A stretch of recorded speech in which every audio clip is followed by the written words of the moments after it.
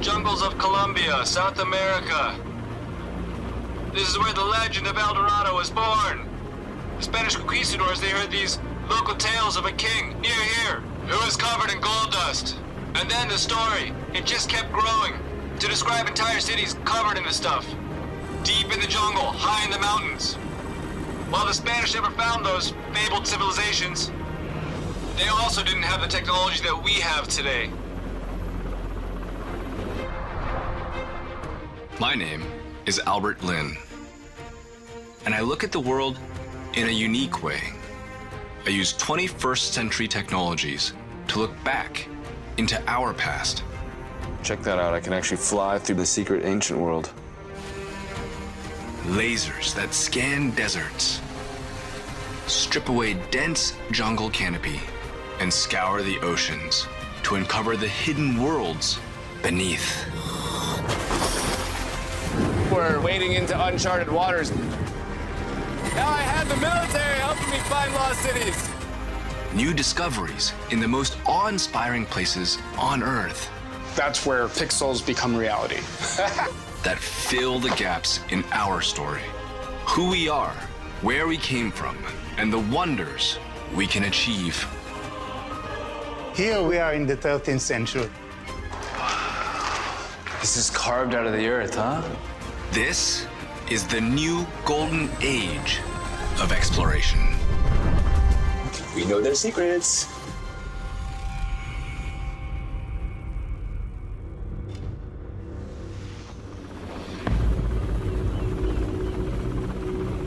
The mountain ranges are so steep, the whole area is almost entirely cut off from the outside. Like a lost world. Over the past 50 years, the whole area was mostly dominated by local drug lords and the FARC guerrillas. But now that archaeologists are beginning to make their way back in, they're finding traces of these unbelievable civilizations, once thought totally lost. Wow! Audio fan? It's literally a city in the clouds. Maybe those Spanish stories weren't just legends, because that's what a real lost city looks like. Setting 1012. That's Ciudad Perdida, the lost city. Ciudad Perdida, the lost city, is high up in Colombia's most isolated mountain range, the Sierra Nevada. Archaeologists have spent decades exploring this dense jungle to find out about the people who lived here over 500 years ago. Digital technology will help them reveal more and faster. Only the world's toughest archaeologists can handle this terrain. Santiago Geraldo has been excavating here for 20 years. It's a beautiful place. It's amazing this place is still standing. Who built all this? It was the people that we call the Tairona. Their predecessors began to be built around 600 AD.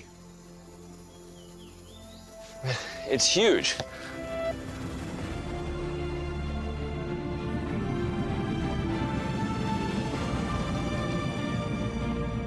How many people would have lived here? About 2,000 to 3,000 at its peak. And then about 10,000 people living in the upper part of the basin. 10,000. Yeah, all that forest that you see would have been all farmland. Oh, man, you can almost feel their energy here, you know, like all these people running around. It's taken us over 40 years of work to clear out and survey the site, trying to tease out what these people were thinking when they were building it. 40 years? Yeah. The reason why soon becomes clear.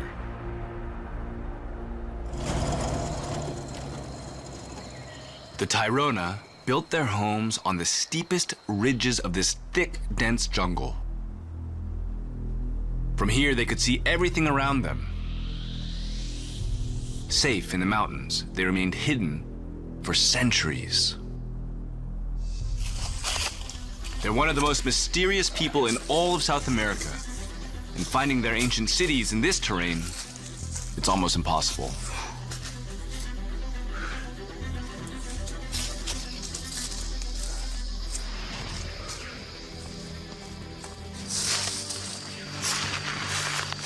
Those roots are incredible. Yeah, it's a fig tree.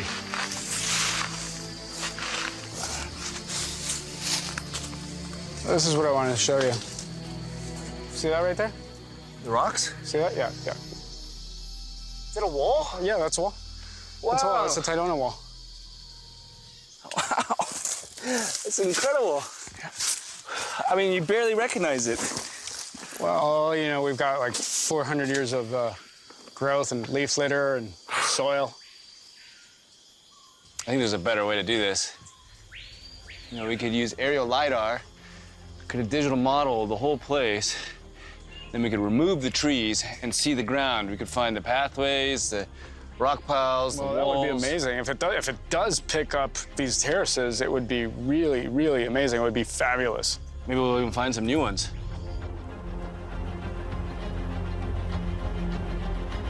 LiDAR should be able to strip away the trees to expose the ground beneath them across this whole area, including terrain that has yet to be explored. The LiDAR scanner shoots about 400,000 laser pulses every second. Each pulse creates an accurate distance measurement, which we can use to build a 3D model. This has never been tried here before. We're in totally uncharted territory. We don't know what we'll find. It could be more lost cities, or it could be nothing. But what we do know is that this chance is just too good to miss. We mount an aerial LiDAR scanner with 3 lenses on a helicopter. One lens faces straight down.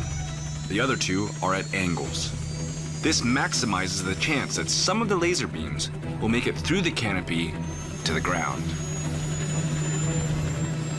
The aerial LiDAR team gets to work scanning and processing billions of data points from the valley.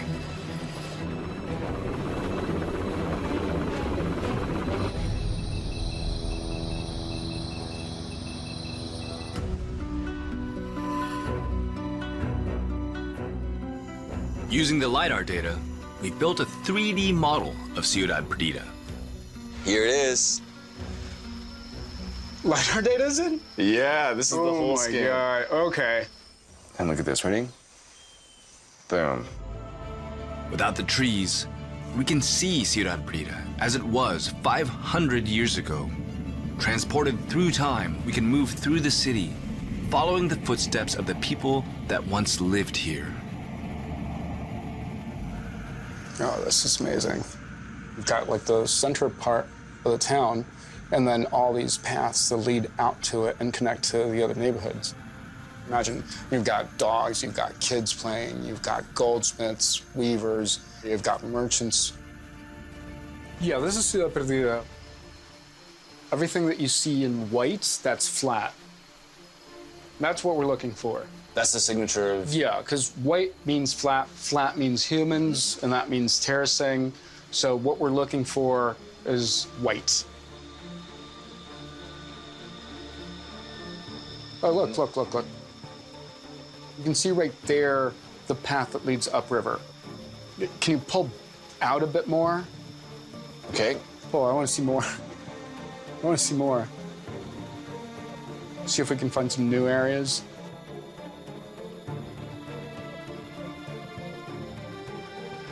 Oh, look, this is new. This is absolutely new.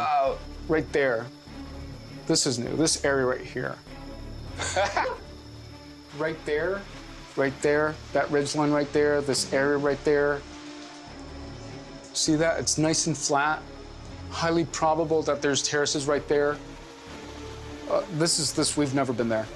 So you're telling me that this area up here could be an entirely new city or site? It could be a new site, could be a new site, could be a new town. This is fantastic data.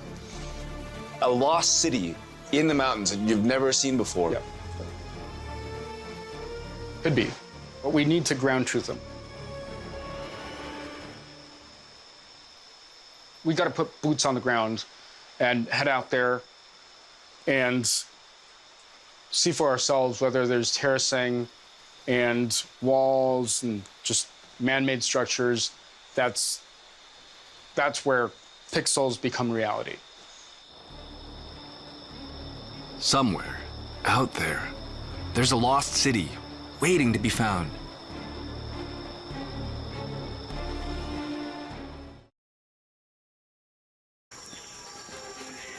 This is gonna be tough.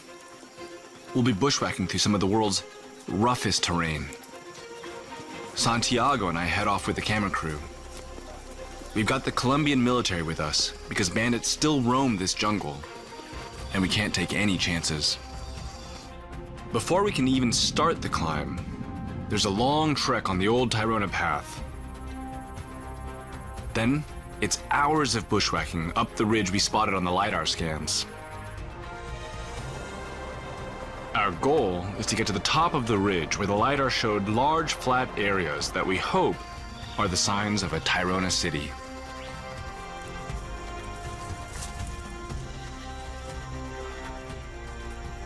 It starts so well. Wow. It's just so beautiful.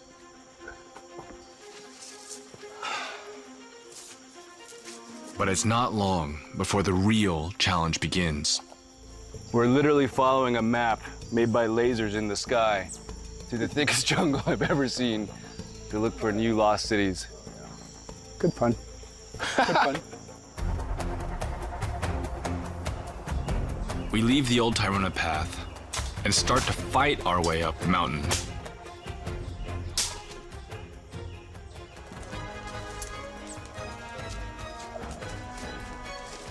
This climb is harder than we could have ever imagined. Sorry. Oh! You all right?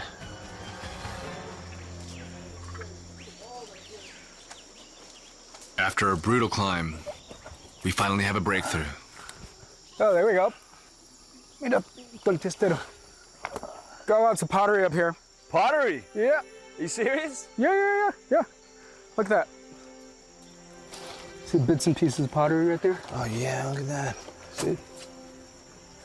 Can you get the trowel out, please? Yeah. Here we go.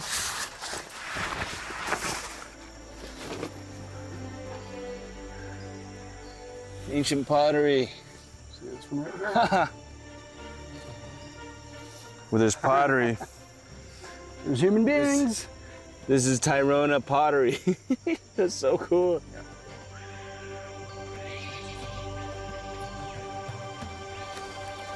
We follow the trail of pottery uphill.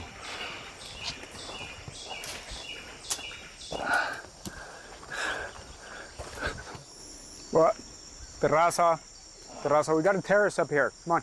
You got a terrace? Yeah. I found a terrace. Nice and flat.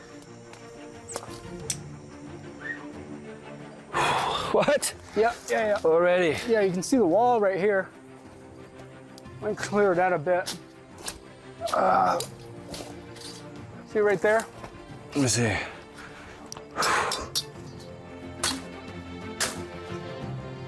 Yeah, there it is.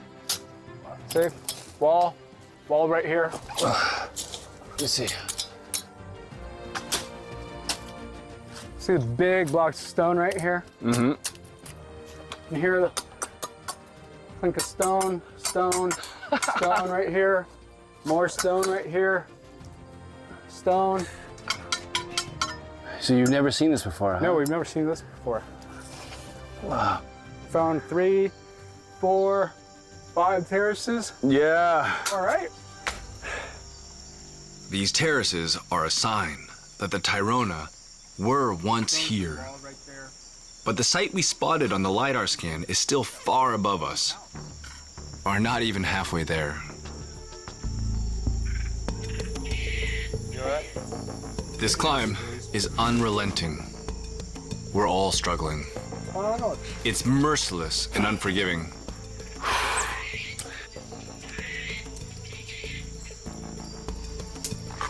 If there's a city here, then it will have been built on a huge, artificially flat space. The white areas we saw in the LiDAR scans.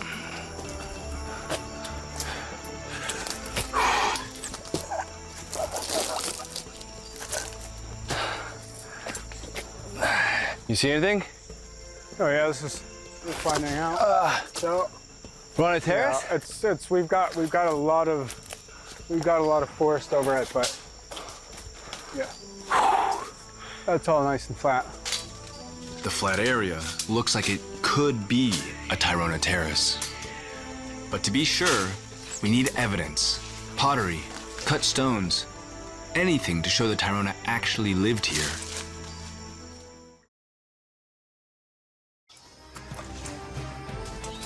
Without cold, hard proof that the Tirona were here, we'll have done all this for nothing.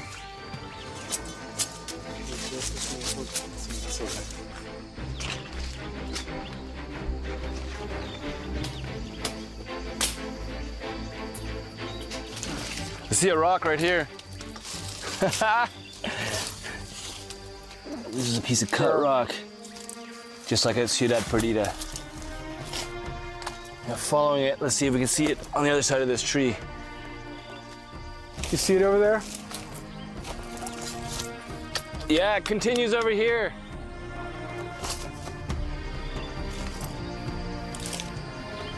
Good. Yeah. This. Yeah, we got that one right there. Yeah.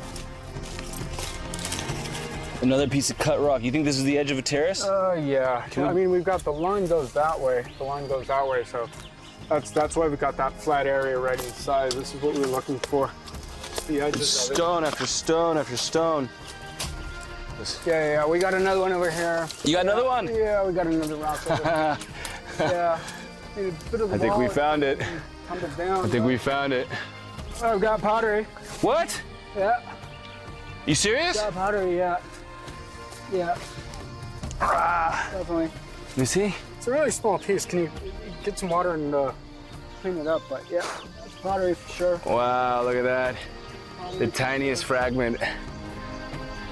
But it's enough. That was gonna be fun to excavate. Pottery for sure. This was once somebody's home. Yeah. Well, This city would have been part of the great Tirona civilization, from mountaintops to the sea. The LiDAR scans uncovered this extraordinary place, reclaimed by nature and hidden under the jungle for hundreds of years. And this is just the beginning. With this technology, we can discover dozens of new cities, and possibly the whole Tirona civilization.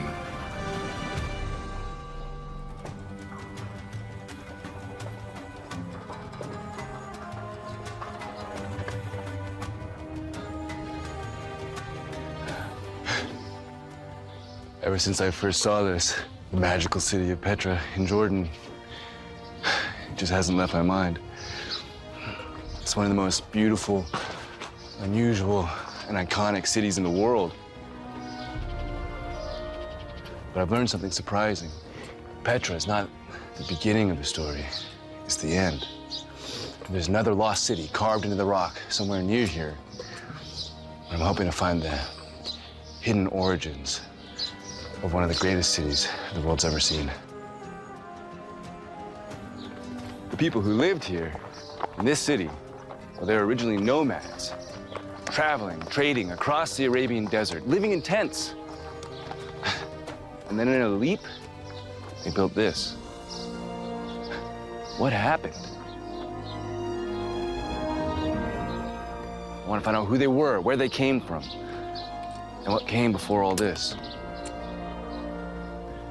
New clues about them are being discovered in the desert rocks.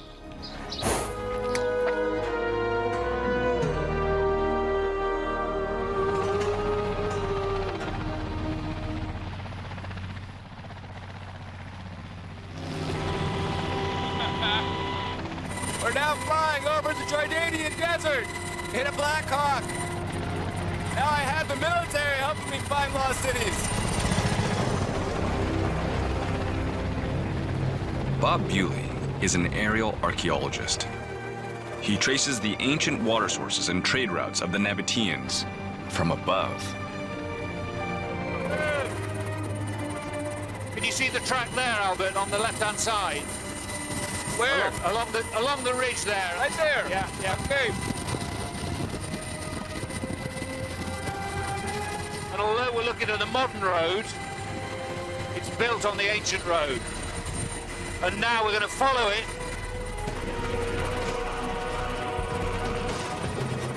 Ancient writings suggest that somewhere along this highway lies a Nabatean city, hidden in the mountains, one that predates Petra by hundreds of years. Oh, it's gotta be this! I can see the modern highway, but you can see the ancient highway running right next to it. Okay, level off straight ahead. That's it, lovely. So that's the track running up the hill there. Yeah. We approach a barren mountaintop, surrounded by steep valleys. That's lovely. 11 o'clock, right here? Yeah, okay, yeah. I see it. This rocky plateau doesn't look like any lost city I've ever seen before.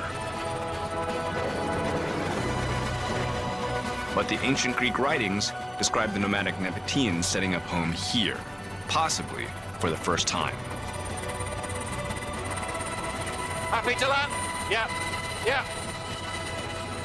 Fantastic. The city is called Sella, Hebrew for rock. Incredible. That's amazing, isn't it? Look at that dust.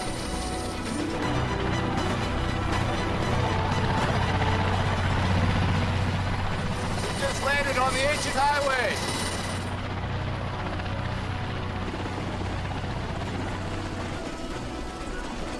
Sella has never been scanned by lasers before. I'm launching an expedition to the summit, 3,000 feet above sea level, with my LiDAR team, to uncover the secrets of this mysterious place.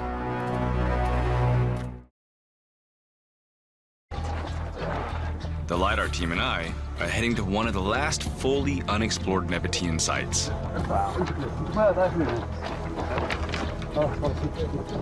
And Jordan's acclaimed archaeologist, Mohammed Najjar, is leading the ascent. Marhaba. How are you, my good friend? to see you. Yeah, it's been too long.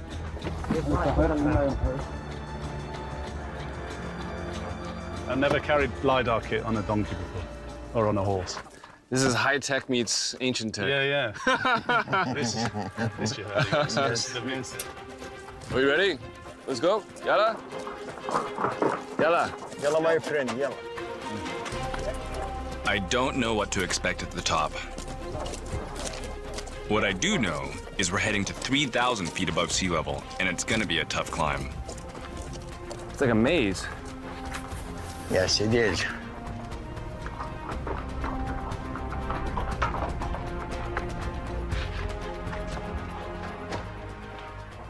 Those steps, are those?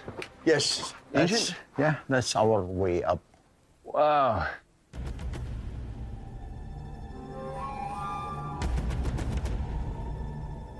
This is the only way to climb to Sella.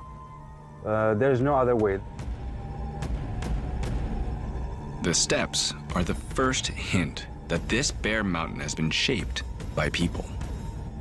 It's gotta be 90 degrees out here right now. Yeah. What we do?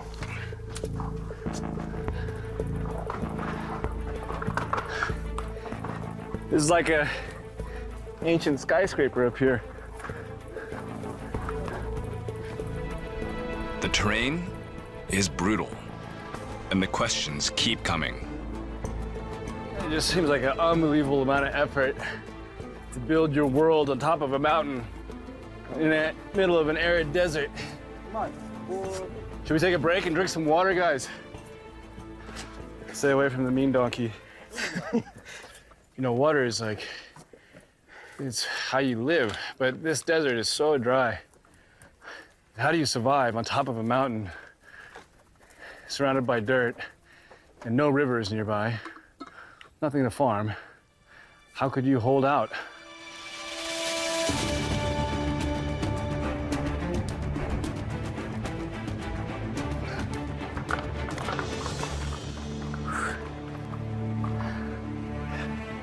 Feels like we're getting close. This way, huh?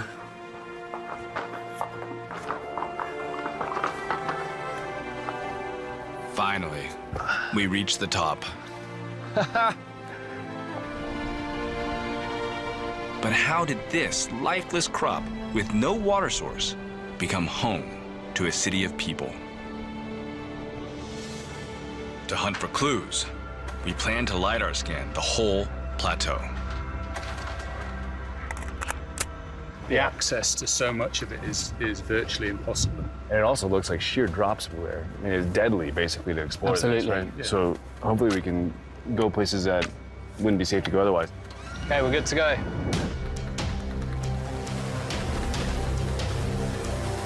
This is a very dangerous place to It's fly. a risky location, yeah. We're going to have all eyes on the drone at all times. This is like super advanced drone flying. Yeah, This is super, super expert model. this is level 10, sure. It's hard to believe this barren place was once home to hundreds, even thousands of people.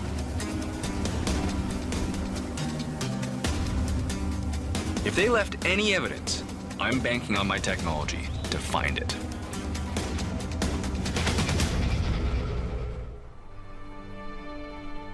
So we hiked up here, right? Yes. Yeah, right there. It's a lot easier from a computer, isn't it? Yeah, it is actually. Yeah, it is. I think this is the way to look at the site, because if you look at small part, you cannot understand. I mean, you need to look at the whole site together, and then you can understand the dynamics. Looks like it's starting to be shaped by human hands. No, that's true. That's true. I mean, look at that. Look at this picture. The LiDAR data reveals water tanks cut into the rock, almost invisible to the naked eye. After 3 days of scanning, we've logged an incredible 51 underground tanks. Here at Sella, it's the first time anyone has uncovered the extent of rainwater harvesting. You have to channel the water, the rainwater, the runoff from the face of the rock to these cisterns. We can now estimate that these man-made tanks contain about 200,000 gallons of rainwater, plenty to sustain over 1,000 permanent settlers. It's an exciting discovery.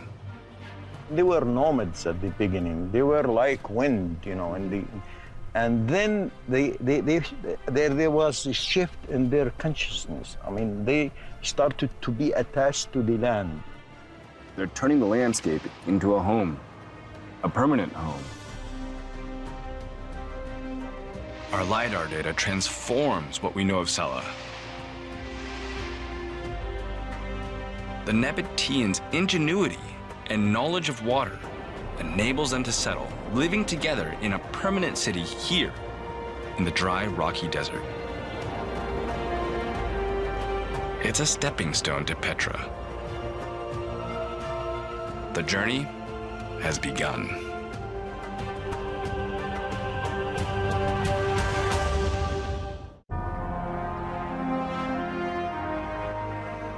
Machu Picchu. Once a vast ceremonial city perched high up in the Andes. Built in the mid-15th century, it was the crowning glory of a vast Inca empire. But its origins, they're shrouded in mystery. The genius that led to the creation of this iconic city started somewhere. Where there is an end, there is also a beginning, and I intend to find it.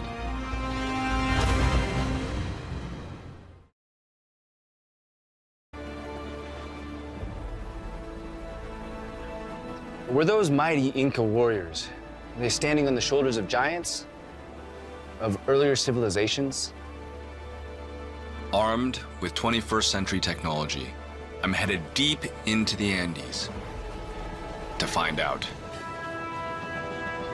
Before the Inca, Peru was inhabited by smaller, competing tribes. Maybe finding evidence of these people will point me in the right direction. I'm headed to an Inca site that's both older and higher in altitude than Machu Picchu.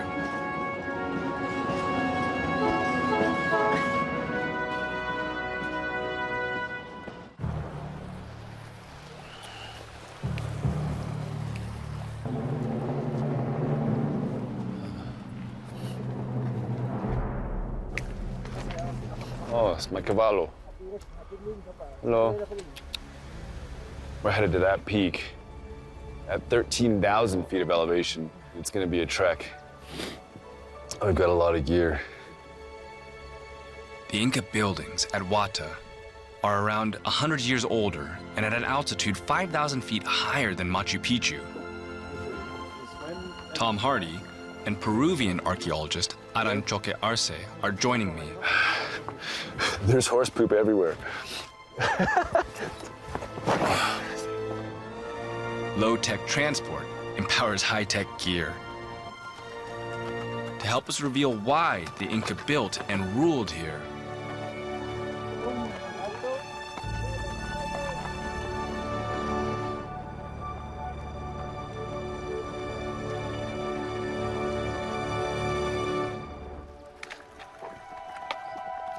Wata is more than twice the height of Mount Rushmore. The air is thin, and the going is tough. We're already at 11,600 feet of elevation. We got a ways to go.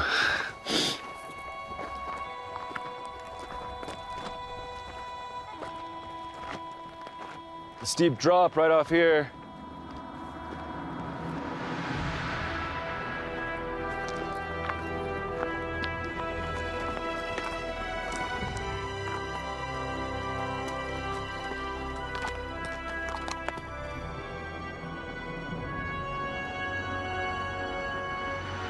About 1,000 feet from the top, imposing Inca walls loom into view. The structure feels familiar.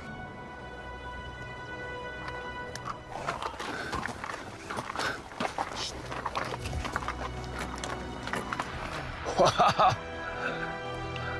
Look at this place.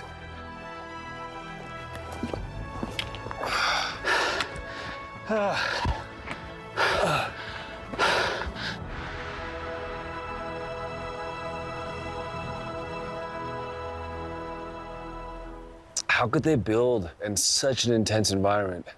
You have to be born with super lungs. Well, like Adam, when you're born here and you're raised here, it's easier to move around, right? I think it was easier for me. The hardest part for him was waiting for us. Oh, wow. Wata, it means in the local language, an island. An island? Yes. An island in the sky. Really is a pretty impressive view from up here, isn't it? The Inca came, put this wall up here. They transformed the site, made it into an Inca place. So this was all here before the Inca even showed up? Part of it. A lot of this is Inca construction on top of the earlier settlements. We know from Machu Picchu that the Inca built high to assert their authority. And this place is high, more than 1.5 times higher than Machu Picchu. Look at this. This is the top. Look at this view. This is pretty impressive.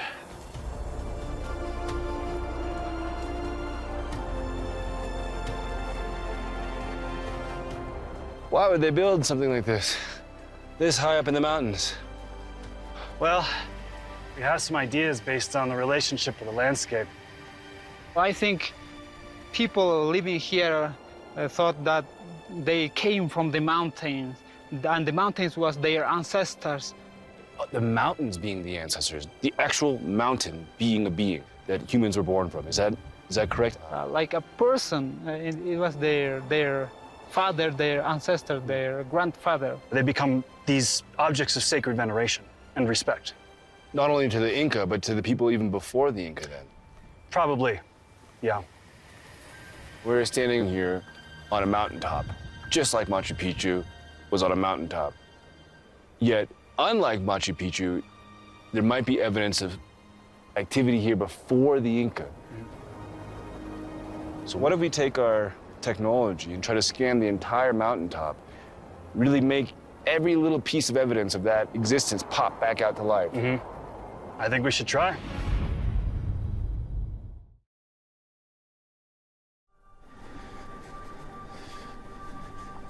The mountain has been surveyed before, But this will be the first time it's ever been scanned using LiDAR. We hope to uncover new finds, both Inca and pre-Inca. How does this look for a base to set up? Precarious. Yeah, let's just be really careful about the edge here. It's certainly good for LiDAR. I mean, look at the view off there. You're looking straight down onto rock outcrops and bits of masonry already. Look at those edges. It just falls off into nothingness, huh? It's going to have to be so careful with the flights and stuff. We have never used our drone-based LiDAR at an altitude of 13,000 feet before. And you get thin air up here too, right? Totally. So it's trickier flying. Super tricky. I mean, we've got the high altitude props on there, which help, but still, if you lose the drone, it's a sheer drop. Hopefully, with this survey, we can delete all of that grass and see what's really there, what's hidden beneath that veil.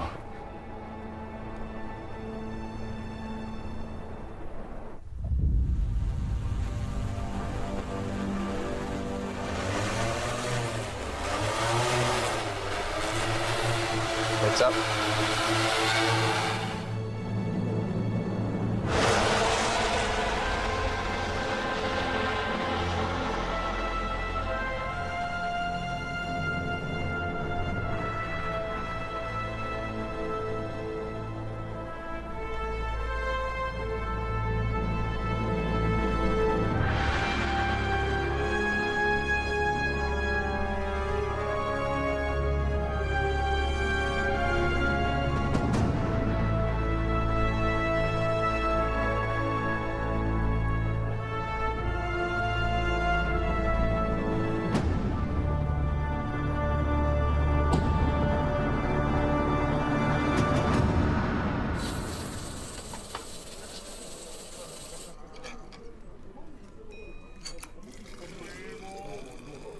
Our drone survives the extreme altitude, and data processing gets underway. As darkness falls on Wata, the results are in. So this is all of the aerial LiDAR combined. This is with the vegetation on. So this is the point cloud as captured, basically. Yeah. Then let's delete it. Ready? Wow, look at that. Yeah. Wow, es impresionante, wow. Increíble. It looks like the whole range has been carved. That's really cool. The LiDAR reveals signature Inca terracing. This area here, you think, is mostly augmented by the Inca, is that right? Yeah. So, in the most simple terms, what are we looking for, feature-wise, that might be from before the Inca? The most basic signature that we would be looking for would be the foundations of circular structures. And these could appear quite obviously, but they also could be a little more sort of destroyed or moved around by vegetation growing through the stones. Do you think we can actually use the machine learning and computer vision algorithm to look for circular features? Yeah, definitely. We can highlight the features based on a few different elements. How long will that take? I should be able to spin something up for you right now. I knew you would. Look at that. There we go. What is that? That could be one of them. Yeah, it looks like it's on a bit of a terrace. Does that look to you like something pre-Inca? I think so. I didn't see any of this today. I couldn't have seen any of these features from walking the ground. So if you can spot out any details that might look possibly pre-Inca, then we should go there tomorrow. We'll just geotag them and we'll go there with the GPS and find all of them. I think it helped us a lot to archaeologists to find where the structures are. Great work. Good job, guys.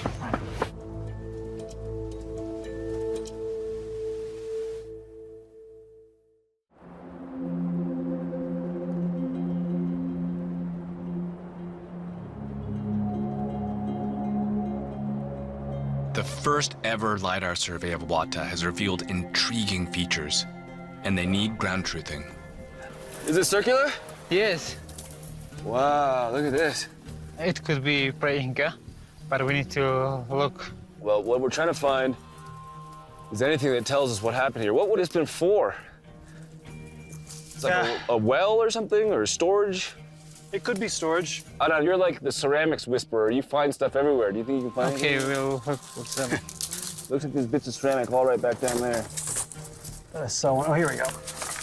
Looking at the fabric and looking how eroded and soft it is, I would guess it must be pre-Inca because the Inca stuff is really well fired. It's really hard.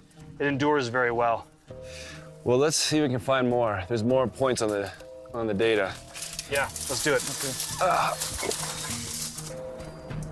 We zero in on a large terraced area. Oh, this looks like one of the circular pits. Yeah. This is probably an opening, so this could have been an entry point here, and it would have been built up above it. Look at that right there. What's that? Is that a piece of pottery? It's of a cooking pot. It's like the burnt up, banged up metal pot you find in your mom's house, yeah. Wow. So food was cooked here. You can almost smell it. When do you think it came from? I think it could be before the Inca. This is pre-Inca? This is pre-Inca, yep. I think it was a house for a family. Really? Mm-hmm. So could this be the residential area for this entire site? This certainly suggests that might be the case for the pre-Inca period. Just on the other side of what looks like a plaza are some square buildings that appear to have been built later. Look at this. So this is Inca? Yes, definitely. You could literally set up shop anywhere. Why would they build this here, right on top of the prior? Before the Inca. It was a public place, public space. The Inca came and interacted with the pre-Inca. Well, the Inca would have been hosting people here, bringing in people to make them feel part of the community with food and drink, suggesting this area was an important place for those sorts of events going all the way back to the very beginnings of this site. It's as if the Inca, they came, they saw people living here, and they incorporated their beliefs, but in a much larger scale, and they completely modified the top of this mountain. So when they were building Machu Picchu, they would have known about this place. Yeah, a lot of the things we see here, the way that the mountainside is completely terraced, all of that is very similar to what we see at Machu Picchu.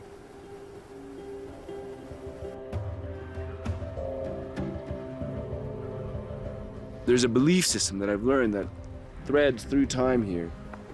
A belief that people come from the mountains, people come from nature.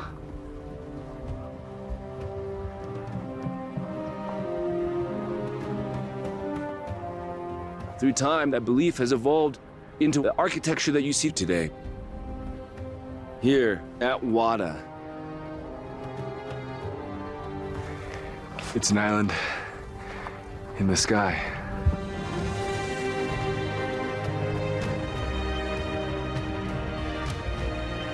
For the first time, LiDAR data reveals the complete picture of the monumental scale of Wata and the efforts of human hands that carved this mountain.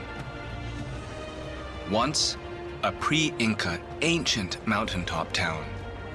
Imagine this transformed by the Inca. Imposing residential areas, ceremonial plazas, and grand terracing. This is the city of the living I have been searching for.